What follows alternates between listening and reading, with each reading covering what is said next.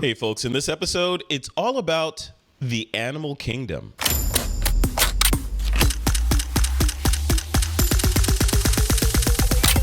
This is TWiP. Hey, welcome back to another episode of This Week in Photo. I'm your host, Frederick Van Johnson. Today on the show, this is going to be some interesting stuff. I'm sitting here with Randal Ford. He's an advertising and commercial photographer based out of Austin, Texas. And we've got a lot to talk about, Randal. Randal is here to talk about his book, The Animal Kingdom, as well as a bunch of other topics that in the green room we were talking about in terms of being interesting to both of us. So we're going to go through business, we're going to go through publishing, we're going to talk a little bit about gear, all kinds of stuff. Randal Ford, welcome to the show, man. Thank you. Thanks for having me. I appreciate it. It's good to have you on, man. It's this is going to be exciting. First of all, before we start, I want to hold this thing up because this thing is fantastic. Right here. Look at this. This is your book. I don't know if you've seen it yet. I've seen a few copies. Yeah, this is your book. And on the back, look at that cheetah. Look at that. This is beautiful. We're going to talk about that book. And obviously, of course, I'll link to it in the show notes for the episode so people can go grab it. Beautiful book, first of all. Thank you. Before we start anything, beautiful, beautiful book. It is the book that most photographers, I would argue, would want in their portfolio. Well, thank you. I appreciate that. You're welcome. So give us the origin story of the book itself. Like Sure, why totally. did you create it? What's the purpose of it? Oh, it's kind of interesting because it kind of fell. I mean, it was kind of an organic process how it all came up.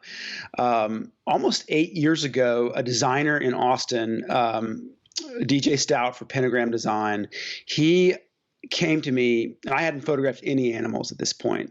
He came to me and he said, "Hey, do you think you could do portraits of dairy cows on bright colored backgrounds, lit like what you're doing with people?" And at the time I was creating these real dairy cows, you said? Of dairy cows. Okay. He came and said, can you shoot portraits of dairy cows like you're shooting portraits of people? And I said, well, I don't know. We can try. And so we went out and we photographed 12 dairy cows in a mobile studio in a barn in the middle of Texas with these bright colored backgrounds and 4 lights around each cow. And I shot them all, with a medium format camera. And we came away with like these really interesting portraits of dairy cows. And it showed their personality. It sort of it brought them to life in a way that, especially dairy cows, most people hadn't seen. Right. And so that was sort of the inception of this idea of creating a portrait of an animal that is, in a sense, anthropomorphized, which, it has these human traits, but also, focusing on a likeness of that animal to show its personality, so to speak, or what we, perceive as its personality. Yeah. And so I did the dairy cow portraits, and then after that, I sent them out. I did some marketing to my advertising clients, and I actually, believe it or not, I drummed up some more cow work, and I kind of became a photographer I was shooting cows. The bovine guy, right? For advertising, exactly. And then that led to dogs and cats, and I did some shoots for some pet brands and whatnot. And then slowly but surely I started to kind of chip away and photograph other animals, photograph other portraits of animals throughout the animal kingdom. And the dairy cows were the first kind of inception of that. But then after I did this kind of this kind of pet brand, dog and cat shoot, I always thought that it would be amazing to photograph a predator in studio. So a lion or a tiger or a bear. So what I did was I commissioned, I had a shoot in LA, and I brought a lion, a tiger, and a bear in a studio for the day. Oh my. The Wizard of Oz trifecta. Yeah. And I, that was my first sort of foray into this project, where I really kind of started to, dive in heavily. So I shot those 3 animals that day, and then after the following years, the 2 years after that, I photographed over 100 other different animals, either in a studio or in kind of a mobile studio. So it was a long process, but something that kind of happened organically, and it was still rooted in portraiture, which was my kind of first love of photography. Sure. No, and that's great, and especially your attempt at humanizing the animals and bringing out the sort of human anthropomorphized nature of the animal in the photos, and it works, right? Because I guess we as humans see two eyes, a nose, and a mouth, and we instantly try to well, that kind of looks like they're thinking, that exactly. kind of thing. And you've done that in the book. Let's rewind a little bit and talk about the logistics around that, because you kind of rolled over that, Randall. You were like, sure, we brought a lion, a tiger, and a bear into the studio. No big deal. We took photos of them and we let them go. Something tells me it wasn't quite that simple. Let me clarify how that works. Okay. So, I've always been interested in the technicals of photography, as far as I shoot a lot in studio, and I'm very, I would say I have a lot of experience with studio lighting. So I always enjoy that aspect of photography. When you have a lion, a tiger, or a bear in a studio, let's talk about lighting first. So yeah. I've got all my strobes set up. I typically use a couple octabanks, some other strobes to fill in some shadows, and to just create a nice, natural, kind of timeless aesthetic that still has a polish to it. And Randall, these are strobes, right? This is not continuous light. This is strobes. These are strobes. So these are strobes. Flashing exactly. Lights with beasts. Okay, got it. Flashing lights with beasts. And so for the lion, tiger, and bear, I had worked with this animal trainer in LA quite a few times, who's just fantastic. And I spoke with him about this, and I told him what I wanted to do, and he was totally game for it. But he was like, I really don't know about the strobes, because I don't know how the animals are going to behave around the strobes. Yeah. And so he brought them in, and we tested them with each animal that we started. And so the tiger was the first animal we shot that day, and she was fine with the strobes. So much, in fact, I photographed her for almost 2 hours. Wow. And it was unbelievable. And then the lion was pretty comfortable with the strobes. And then the bear actually is the animal that made me the most nervous. I just felt the bear was kind of unpredictable. In fact, is this a big bear, or is this a little cuddly bear? This is a grizzly bear. This is a grizzly bear. Okay. And I have a behind the scenes, a clip on my website that shows kind of the making of some of these, which is that's pretty cool. Kind of an interesting look, to lift the curtain and see how this all happened. And but anyways, at one point I was photographing the bear, and the trainer, he realized I was kind of nervous, and he said, "Don't worry, Randall. He's not going to hurt you. He might knock you down, but he's not going to hurt you." And I was just like, "Oh, great! I feel much better. Thank you for that." He's like, "Randall, don't worry. He's not going to eat all your limbs, and exactly, he's just going to knock you down." Yeah. But one of the things that's really interesting when you bring, and not all this project is a predators. Obviously, we talked. I went from dairy cow to lion, tiger, and bear really fast. Yeah. But I've shot just about everything in between. But before you do a shoot with a lion and a tiger and a bear, or before you do a shoot with a predator in studio, the first thing any good trainer is going to do is have a safety talk, and he's going to talk about what to do and what not to do. Yeah. And for me, that was one of the most interesting parts of the process when we got started. I mean, the basics are walk normally, talk normally. Don't creep, don't run, because if you're creeping, they'll put an eye on you. If you're running, they might chase after you. Yeah. He was like, talk normally. Don't yell, don't whisper. Like these animals, especially the big cats, they have such a amazing, sense of perception that they'll pick up on these subtleties. Yeah.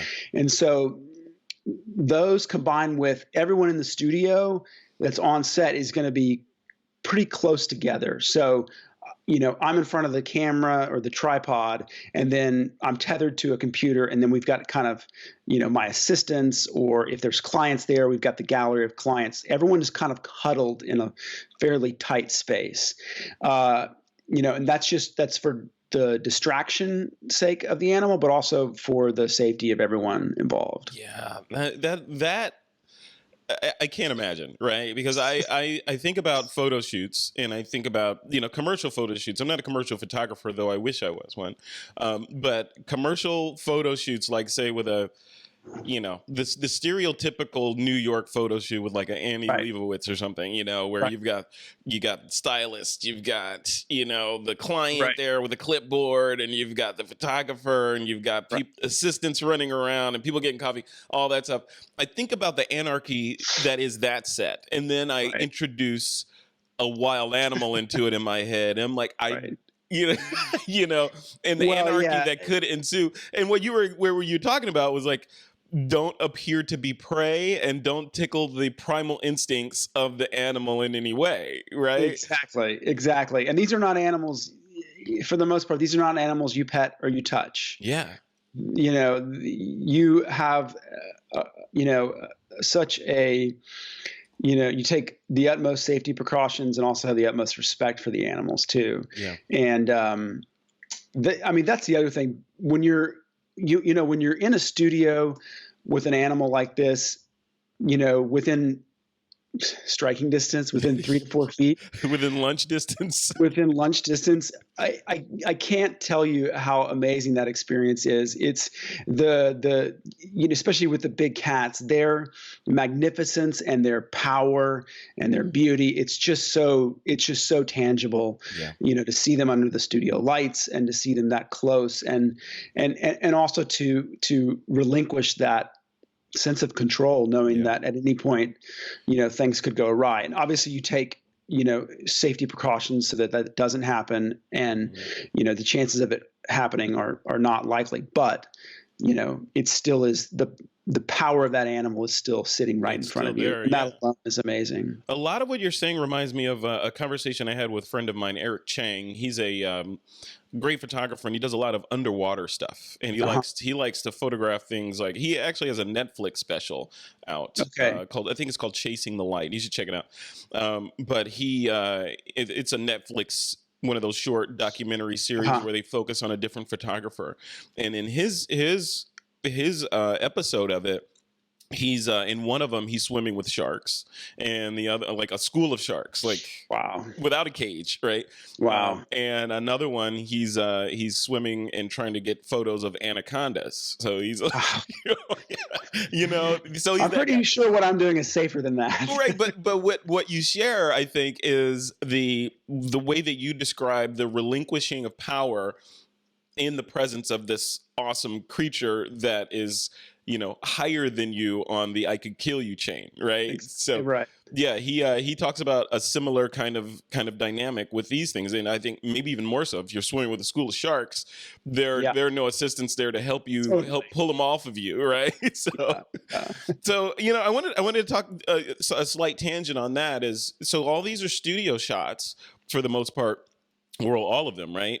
Why studio, and why not Randal Ford going to Africa and hunting these guys down and shooting them in their native environment versus in the sterility of a controlled lighting environment like a studio? Right. Well, in a sense, I have OCD, so I like a controlled environment. I like to control everything. Welcome to the club. Me. I thought I saw you sitting in the back row there. Exactly. No, I mean, but I've always had a love for studio photography and crafting a nice, beautiful light. But I mean, some of the first work that inspired me as a young photographer was when I saw Richard Avedon's In the American West exhibit at the Amon Carter in Fort Worth, and seeing these just 5 foot tall prints, of people that were in a sense larger. They were probably larger than life size, just on a white background was so stunning and really just, it really connected with me.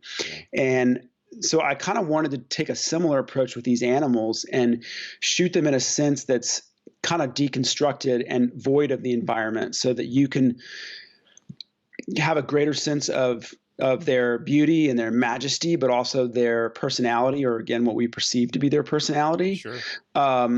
And to kind of show them off in a light that they typically aren't seen. And I think that's another thing that's kind of part of the project is, and going back to the dairy cows, actually, that was part of what made those, successful, is that we photographed freaking dairy cows in a beauty light. Yeah. And they just hadn't really been done before in that regard. And so that was sort of the reasoning behind that, is to shoot them in this kind of deconstructed classical portrait approach. It worked. It definitely worked. Because definitely check out the work. I mean, people definitely have to check out the work, because it's probably unlike anything that you've seen before if you haven't seen Randal's work. But Randal, I want to switch gears. One of the things you said was, Richard Avedon, and seeing large prints on the wall and being inspired by that. So printing in general.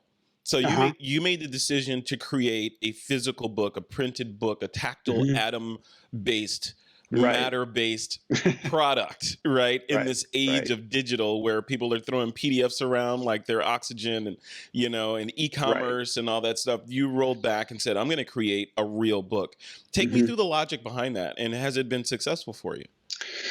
So, I mean, I've always been a fan of even portfolio books that we take to advertising agencies to show my work in person. I always feel like that having a tangible book in person is really helpful and effective at showing the work in print, and also showing the quality too. I mean, when you have something in print, you can't fake the quality. You can't I mean, even though you can get great results at ISO 3200, to print that, is challenging in some regards. Right. We might not say that in a couple of years, but anyways, so I've always had, an appreciation for a printed piece, of photography and of art. But aside from that, I think, I've always had the desire to do, my own book, and to have my own book for the sake of art, for the sake of legacy. It's something that, a PDF, an image online could be gone. A book is a book, and in many regards will last. It'll last beyond the EMP for sure, right? Right, exactly. I mean, it could last longer than me. Yeah. So, I think that was kind of the general gist of why I wanted to do that. And I sort of had the making of this project happening. I had the start with the dairy cows, and then the lions, tigers, and bears. And then I started photographing, horses and longhorns and cows and chickens. And I wanted to span animals, not just in the endangered realm, but also in the realm that in the domesticated realm, I guess, the rural that we interact with, or that we as a civilization, either depend on or coexist with. So I wanted to span, a broad range. But the publishing process was kind of interesting.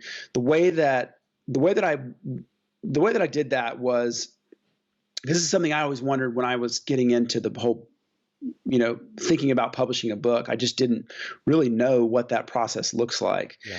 And the way that I did it was, so I had the body of work for the most part already shot. So I had at least 50, 75, maybe even 100 photographs already shot at that point.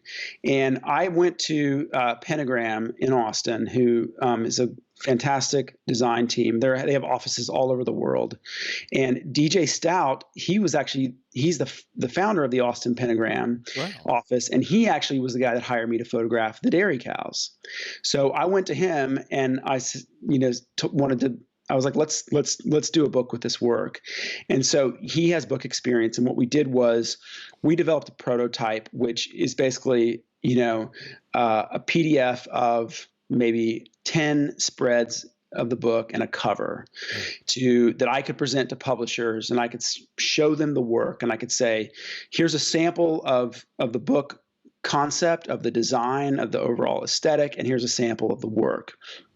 So I basically had this prototype built that I could shop around to publishers. So I sent that out to publishers, to maybe five or six publishers, and I followed up with maybe an email and a phone call, and I'm good at tracking people down.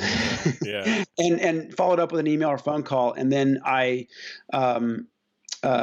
what I followed up with after that was, by the way, I have a printed portfolio of this work of 100 photographs that I could send you because I want you to see the quality of the work in print. And I think that was really helpful for the publishers that I was speaking with, so they could get a sense of, okay, what does this work look like in print and not just on a retina screen. Yeah. Yeah, I think you hit it right on the head, because I have a couple of friends in the publishing industry, and some of the stories that they tell me about people that have aspirations to create a book are not what you described. So they will, a lot of people, I want to say all people, but a lot of people will approach a publisher with an idea.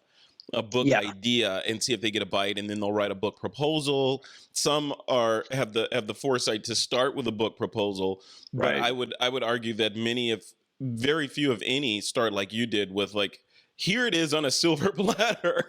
Yeah, I mean, work that's ready to go. I want to work with you. How do we do this? That was the thing, and I think that's how it's gonna. I think that's the new news. Like, you've got to present something. Book publishing is already hard enough as is. Yeah. And so we as artists or content creators or photographers or whatever have to basically go to a publisher and say, here's this body of work. It's ready to go.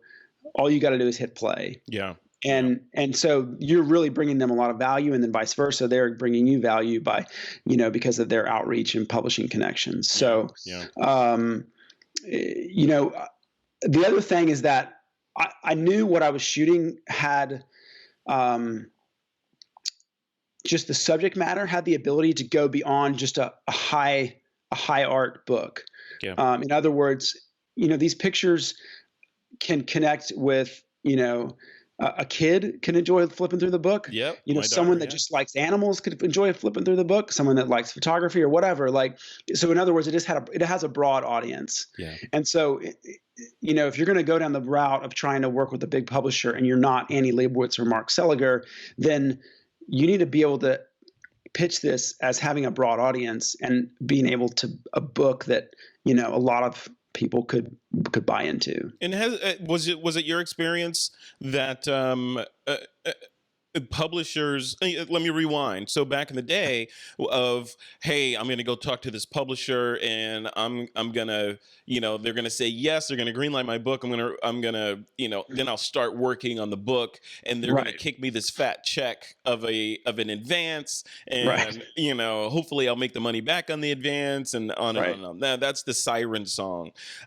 What I've learned from talking to publishers, magazine publishers like, Alex Nicky from Resource Magazine and others, is that part of that equation, that evaluation equation these days, is the idea, it's the work, but it's also the digital presence of that person. Like, are you active on Instagram? What numbers are you pulling in, like in terms of followers?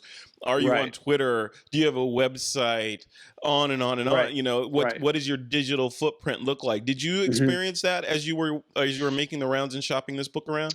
Yeah, great question. I mean, that was definitely something that I knew was going to be important to the publisher. And I don't have a massive digital following, but I have a large digital following, I would say. Yeah. I have two Instagram accounts. So one I have 18,000 followers, and the other I have like 15,000 followers. Yeah. I was able to say, okay, I've got, with overlap, maybe 30,000 followers. So it was at least something to go to the publisher with, versus if I didn't have an online presence at all, that would be, I don't know, it's a hard sell. It is. Yeah, and that's the thing. Like, would you suggest that photographers these days that are listening to this and like, yeah, I want to create a book that looks like that? What's their first step? I mean, should the first step start with the work, and building up a body of work and establishing your sort of your sharpening your professional knives, or should it, or in tandem with, be building up your digital following and your social presence and social footprint?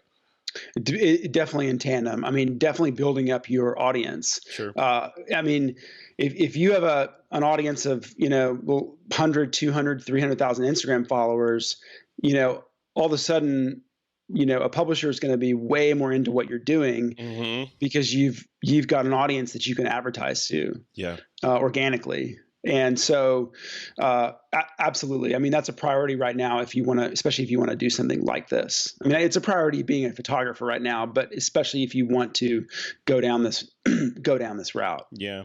Now, Randall, I'm sorry, go ahead.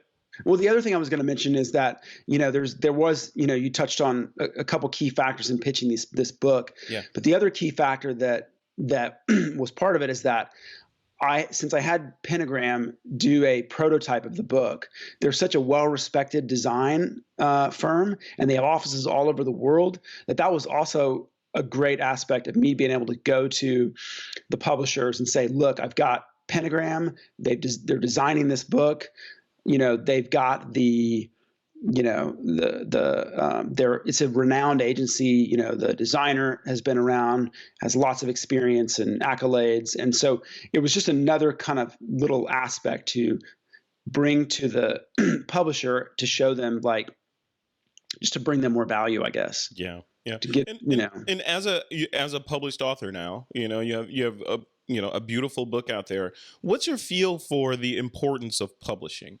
Right. So it used to be, to rewind back a little bit, it used to be in the early days, that was the holy grail of success, is to have a book. Right. You're published, you're in Barnes and Noble, you can bring people in there and say, hey, there's mine right there on the shelf. Right. Right. There was that, but not that it's gone, but it has shifted with the proliferation, obviously, of digital publishing. Right. And even books on demand and those sorts of things, notwithstanding just podcasting and YouTube channels and all that stuff.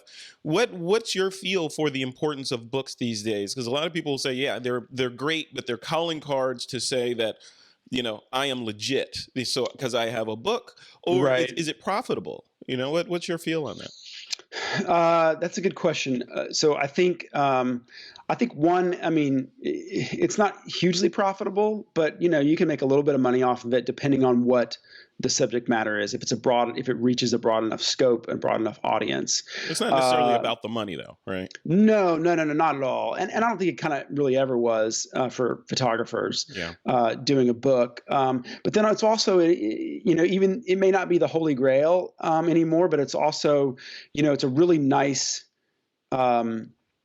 accolade or piece to have in your portfolio as a branch of your work. So even though I do, majority of my advertising work is people related, it's a nice, branch of that work that I can present and share with clients, so they can get an idea of, my capabilities and aesthetics and, whatnot. So, as far as the importance of publishing, just from a broad perspective, I think it's a small niche, but I do think there is going to continue to be a desire to have tangible artwork in the form of whether it's art on your walls or whether it's art in a coffee table book. I just think with the proliferation of images on social media and all over the web, I think or hope that people will continue or will maybe even place more value on printed work that they bring into their home environments. Yeah. I think people need to print more, for sure. I mean, I myself included. I mean, I see prints on the wall back there behind you, and there's prints on the wall in my house as well. But it's like, for me, it's easy to get sucked into the event horizon of, it's all online, more eyeballs can see it, digital. Why should I spend the effort of printing? But printing is important, right? I mean, it's important, not so much. Well, maybe a lot of it is longevity, because the printed piece may outlast the digital, obviously. Mm-hmm. For a lot of reasons, but just to look at it, right? Just to be able to walk in your office and say, "Oh yeah, I did that. That's nice," or to have it hanging in someone's home. Do you feel the same way? I do, absolutely. I mean, to have a book on the table of your work that's, over 100 pages, and it's just this tactile piece that you can flip through and that you can hold. And, I even think of like, reading books to my kids. I'm not using an iPad to read books to my kids. I'm using like books that I flip through. Yeah. And I think there's something really nice about that. And I think the same can be said for art books and coffee table books. And, I know cooking books are big as well, and whatnot. So, the industry is shifting, of course, but I that doesn't mean that that's not going away. I mean, it's the same thing like in the photography industry. It's shifting and it's moving really fast, but there's never been a greater need for content creation than now. I mean, there's so great a need that it's complicating things and it's making things move at the speed of light. Yeah, and there's so many choices. There's so much, the choices abound, right? In terms of ways to get your work out there, to get it printed, to get it published, to get it, or to share it, on social media, or even gear.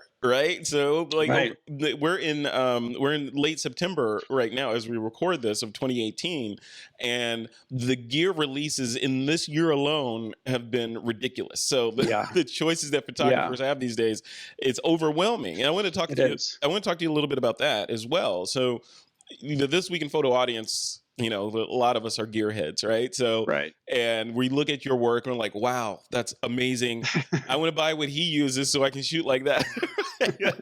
Thinking it works like that. It doesn't work like that. Not totally, but close. No, I don't know. So what's in your bag? Like what is the Randal Ford loadout for one of the shoots of one of these fantastic beasts? Well, let's talk about strobes first, sure, because that's a big part of the puzzle to capture these animals in this way that has this like kind of polish to it, this kind of beauty light.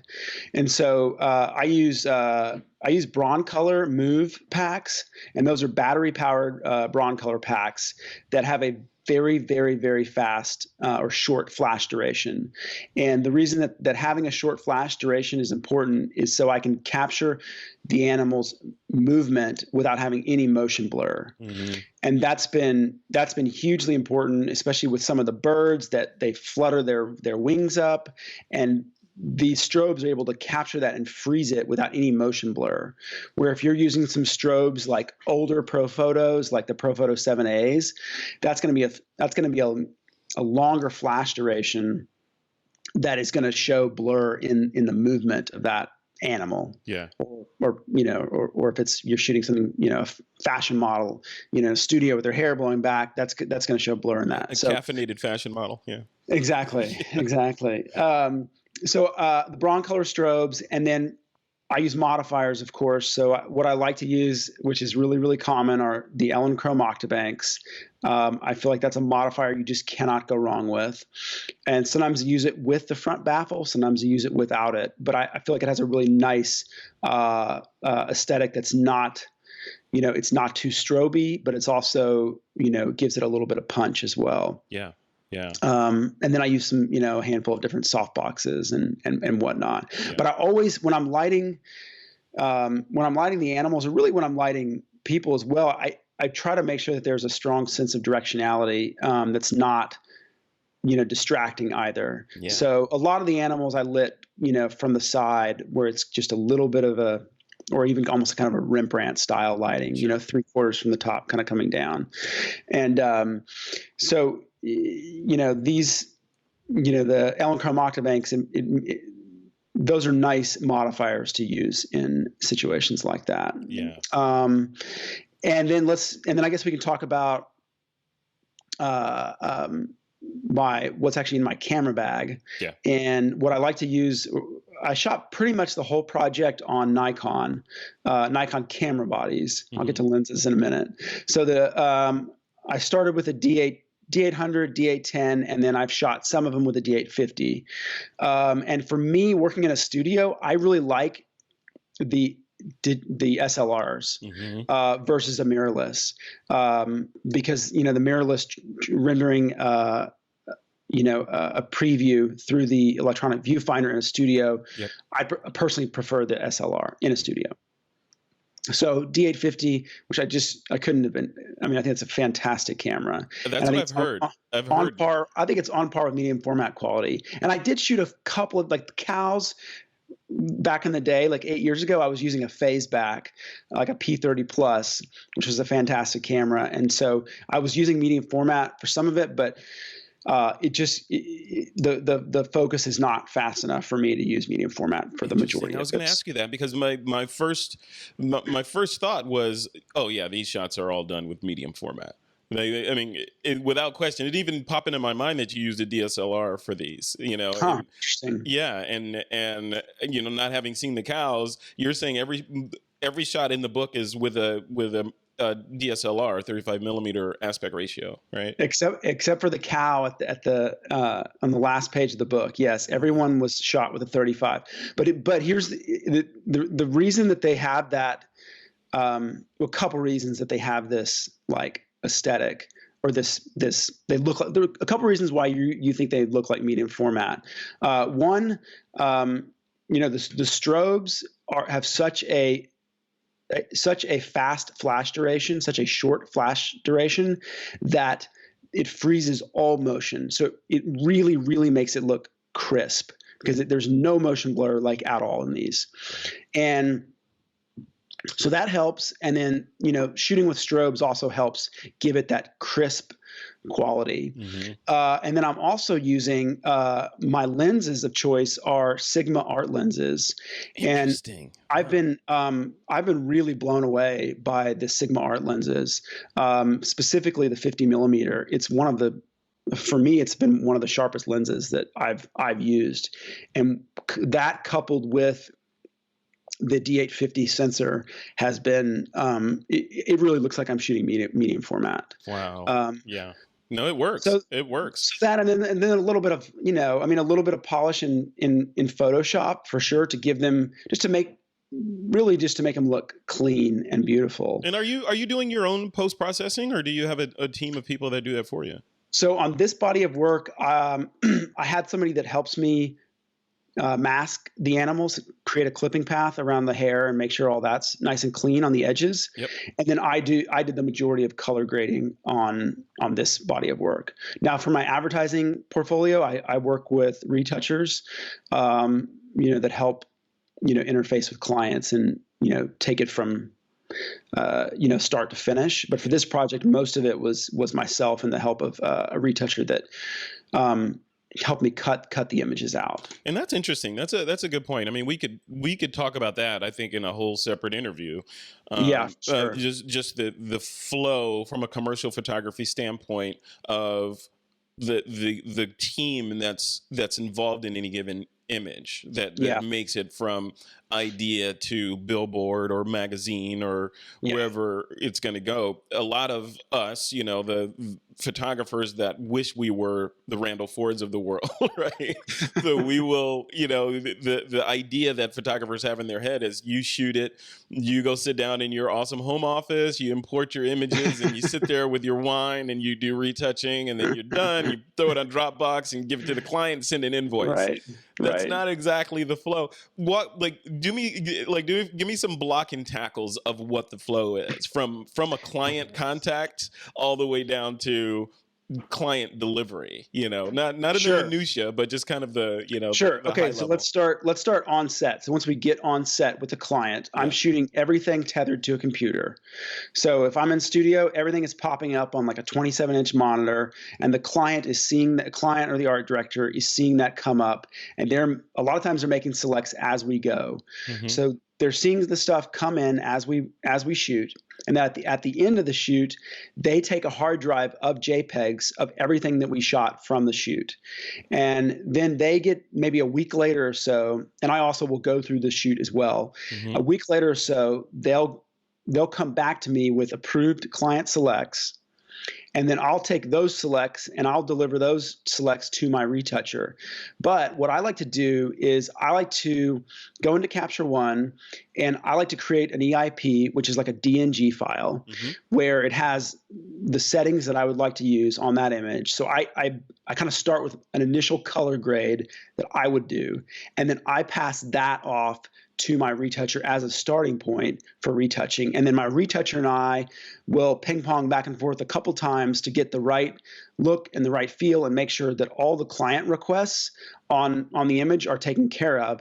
And then I'll present the images to the client as something we call like round one, we'll say. Mm-hmm. And then they'll come back to me with feedback. We'll make some adjustments. We'll present round two. They'll come back with feedback and we'll make some adjustments. And usually it doesn't really go longer than 3 rounds. Yeah. But if it goes longer than 3 rounds, either I'm not doing something right or there's too much feedback. Something's broken somewhere. Something's broken. But yeah, it definitely is a process from start to finish. Wow. Okay. So then that sort of feedback loop back and forth, what's the mechanism that you're using for communicating those round changes? Is just email back and forth with attached JPEG files to it, or do you use some online service like a Trello or Slack or something like that? Most of it is just email, and trying to keep track of. What I like to always ask for is collective feedback from the agency or client, so that we're not getting like feedback like day 1, day 2, day 3, and you just keep getting all this random feedback. Like give us all the feedback at once, and then we can address all of those comments at once. So it's more efficient with everyone's time. But most of it's just through an email client, and then the final delivery is through a service, like Dropbox or WeTransfer or something like that. I love it. And thank you. This has been great. We could talk forever. There's so much. Yeah, I know. There's so much on my list to talk to you about. I want to end this though with 2 more things. So I would, looking through the book, I know there's got to be some interesting stories about things that happened with these animals, right? Yeah. So. And you probably have a whole volume of. You probably do a separate book of interesting stories that happened in the animal kingdom. Yeah. Actually, that might be a title. Actually, at the back of the book, there are little stories about each animal. Yeah. Oh, cool. What's your favorite? What's your favorite anecdotal story? One of my favorites is the last big cat that I photographed for this book was a mountain lion, and his name was Dexter. And I was photographing Dexter, and he was on this kind of riser, which is sort of like a call it like a pedestal that you would use in like CrossFit or something, or at the gym. And he's perched up on this riser. And then I'm sitting down in a chair, and I'm shooting him. And there's a trainer next to me that's paying Dexter with raw chicken as he's standing up there and paying him to stay put. So like any big cat, they're obligate carnivores. So they're getting raw chicken to stay, or raw chicken or beef. I guess it depends on what they want, to stay put where they are. And like any domestic house cat, big cats, they use their hands, to grab stuff and to swipe at stuff. So he was swiping at this raw chicken on a stick, and he swipes that and, puts it in his mouth real fast. Yeah. And all was going well. And then the next piece of chicken comes out, and he swipes at the chicken, but then it lands down at my feet. Oh. And he jumps off this riser and comes down to my feet. And the trainer's right next to me, but he comes down to my feet, and I couldn't even look down. I kid you not. But I knew. I was like, don't move, just don't move. Just be still, don't move. Because I knew, the last thing that I needed to do is move. And the trainer he just goes, he's fine. He just wants his chicken. Yeah. Let's get his chicken. And then he walks him right back up to the riser. And after that, I was like, okay, we got it. We got it. You're like, okay, time for a change of underwear. Yeah, exactly. I mean, that was quite a. Wow. Yeah, because the knee-jerk reaction would have been to just run out of the room, which for a cat would have been like, oh, chase that thing that's running out of the room. The worst thing you can do. You just stay calm and stay put. Yeah. But then the other, on another note, an experience that was really amazing and a little more serene was when I was photographing an Asian elephant. And this was a elephant in LA, and just absolutely stunning. This is on the video on my website as well. And you could see all the strobes that we're using in our cameras, our lighting setup and all that. And the elephant, I was able to to feed the elephant, like, apples and oranges and, some candy. And, and whatnot. But what was even cooler is that I had my daughter with me, who is at the time was 8 years old, and at the end of the shoot, the trainer goes up to my daughter and says, "Hey, go ask your dad if you can do something." And this trainer was just awesome, so she comes over to me and I said, "Yeah, do whatever. I trust him," and so. He places my daughter right in front of Rosie the elephant. And Rosie, he says, the trainer goes, "Okay, Rosie, wrap her up." And Rosie wraps my daughter up with her trunk and lifts her like 6 feet off the ground. And I shoot. And I have this shot and this really beautiful memory of like, my daughter getting to experience, one of these animals with me. How did that go over with your wife, man? Oh, it was good. I mean, after being in studio with these big cats, like pretty much everything else feels pretty safe. Oh my God. I don't know if I could have done that. I mean, if I'd known it was going to happen, I would have been like, yeah, we're going to have to skip that. This was after photographing the elephant for, an hour. Sure. And had you been around this elephant and around this trainer and just the love and the respect and the admiration for this elephant and just the peaceful nature of this elephant, I didn't have any worries whatsoever. What a great experience for a kid, right? An 8-year-old, because what other 8-year-old on the planet has been able to say that I've been lifted up by an elephant trunk? That's what I told her. I said, yeah, enjoy it. All right. Well, we've run over time a little bit. I hope you're okay. Oh, good. Yeah. I wanted to close this off on, like I mentioned earlier in the interview, that we're in late September. It's the 24th of September, 2018, as we record this, which means we're right in the window of when Apple has started shipping their brand new phones, right? In this case, it's the iPhone XS and XR series phones, and the XS is the big one. And you told me a secret that you are waiting on yours to show up today. And I wanted to ask you a little bit about that. So there's been a lot of news over the past week or so since the announcement that the camera in these things, or in the new phone, in the old one, I have the iPhone 10 right now, the camera in the new one surpasses the old one by orders of magnitude, and that it is brilliant in a lot of ways. So I wanted to get your thoughts on that. I know you haven't shot with it yet, but I want to get your thoughts from two standpoints. One, do you use your camera phone not for professional work yet, obviously, maybe yet, and what do you use it for, and what, in your opinion, is the importance of the sort of evolution of the technology in these phones, the computational photography for bokeh and all that stuff? Right. Yeah, good question. So, I'm very excited. I mean, my phone isn't that old, but it was kind of, I didn't get the 10, so I wanted to go ahead and upgrade to this one. But I use my camera phone kind of like everybody else. I use it for travel photography. I use it to photograph my kids. I use it for location scouting. I used to bring a full camera when I was going location scouting, and now I just bring an iPhone. And they have an app that can simulate 35 millimeter, 50 millimeter, 85 millimeter. Yeah. As far as the importance of it, I mean, obviously it can't be understated how how the camera on iPhones and phones is rapidly changing photography in the digital environment. I think that if you can constantly be evolving and staying ahead of the curve, then I think that, as photographers and content creators, we're in a pretty good position, because it's getting easier and easier to make content.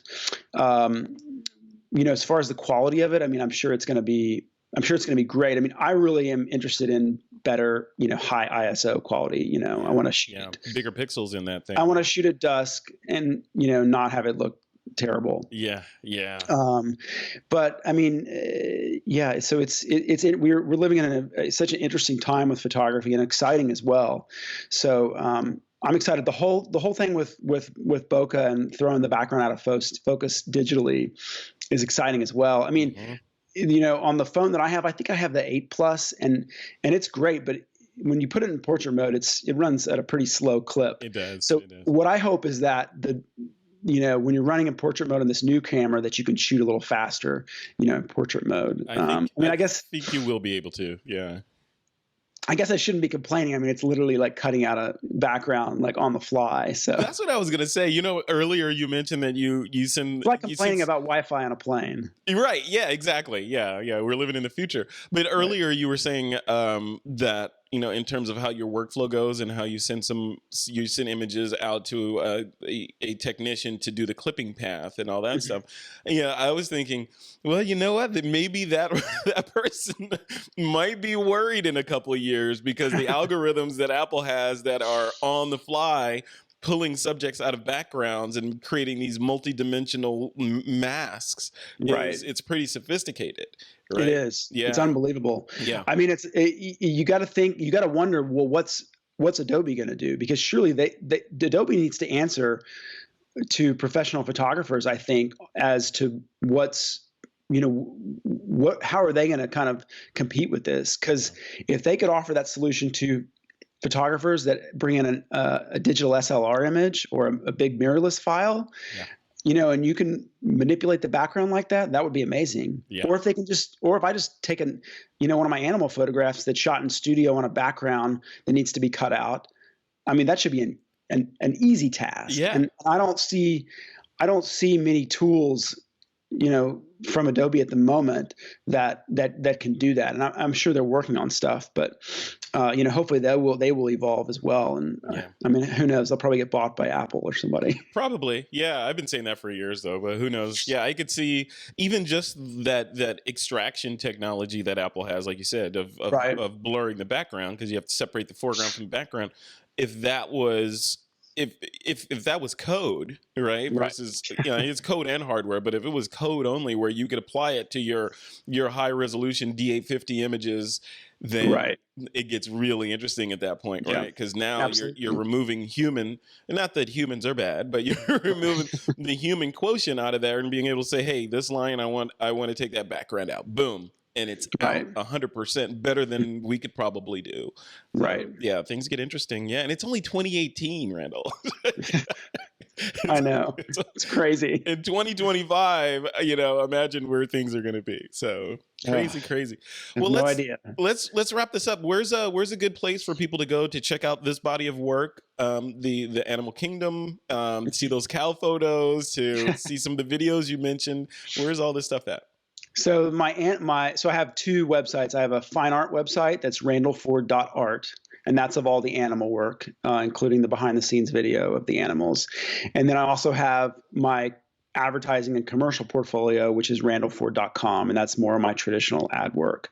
So I'm at both those places, and then I'm at Randal Ford on Instagram. So awesome. That's RANDALLFORD. Oh, right. One L. RANDAL. RANDAL. See, I would have messed it up. I'm one of the few Randals on the planet that only has one L. So. Well, at least it's easier to find your name in Google, right? So, yes, indeed. Randal with one L. Got it. Randal with one L. All right, man. Well, thank you so much. Great to talk to you. Enjoyed it. It's been fantastic. Congratulations again on the book. Thank you. Beautiful. I got to say, it's probably going to get destroyed in my house because. Hey, that's good. That means it's being enjoyed. It's going to get destroyed used. and enjoyed. Yeah, it's going to get used. I think it's a bedtime reading book. I love it. Cool, man. All right. Well, thanks a lot, and enjoy the rest of your week, man. You're welcome. Okay. Take care.